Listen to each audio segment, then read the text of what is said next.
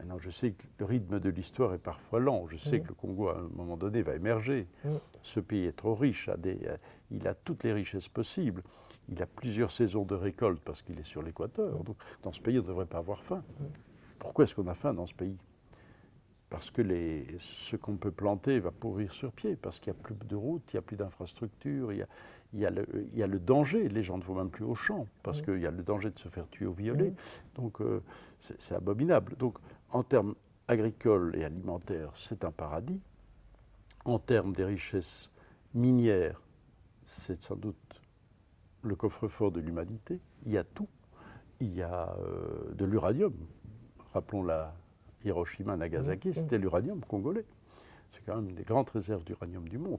Mais le zinc, le cuivre, le cobalt, le diamant, l'or, le tungstène, le colombo-tantalite, qui est la cause de toute cette guerre de l'Est du Congo et du viol de toutes ces femmes qu'on a tous dans nos téléphones portables.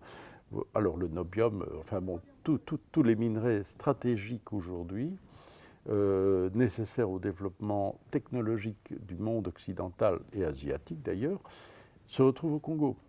Plus la forêt. La forêt, c'est un capital inestimable aujourd'hui, non seulement par la richesse du bois, mais aussi la richesse en oxygène de réserve.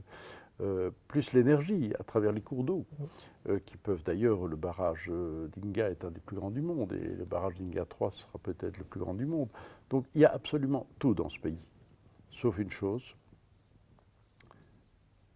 un leadership cohérent, qui ne soit ni prédateur, ni répressif. Voilà. Et un peuple qui sorte de cette servitude volontaire pour s'affirmer comme peuple autonome qui prend son destin en main. Voilà, donc il ne faudrait pas grand-chose.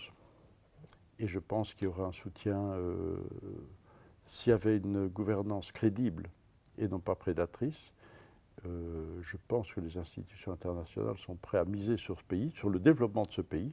Ce n'est pas de la générosité, c'est de dire dans ce pays il y a un capital, donnons les moyens, faisons un plan Marshall, donnons les moyens pour qu'il décolle, on récupérera la mise. Voilà. Mais encore faut-il résoudre la question politique.